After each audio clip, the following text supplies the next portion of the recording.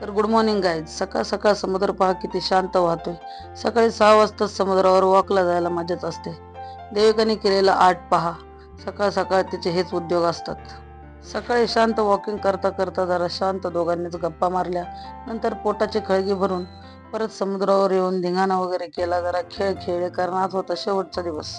नंतर आम्ही दोघांनी शांत गप्पा मारल्या. आपल्याकडे जसा बैलगाडा असतो तसं इकडं काहीतरी वेगळंच होतं.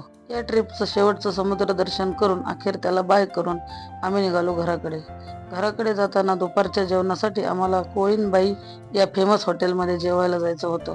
हॉटेल साध्या पद्धतीने पण छान पद्धतीने डेकोरेट केलं होतं.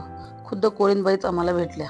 बरं मित्रांनो, आम्ही कोकणात फिरायला आलेलो आहे सगळी गँग. येता येता आपल्या ज्या कोळीनबाई हॉटेलांच्या मालकीन आहेत त्या आम्हाला भेटलेल्या आहेत. यांच्याकडे एकदम सर्वोत्तम जेवण भेटतं. आम्ही पूर्ण ग्रुप इथं जेवायला आलो आहे. त्यांनी 5 मिनिटं वेळ काढून आम्हाला वेळ दिलेला आहे, तर तुम्ही पण नक्की विजिट करा. या सगळे.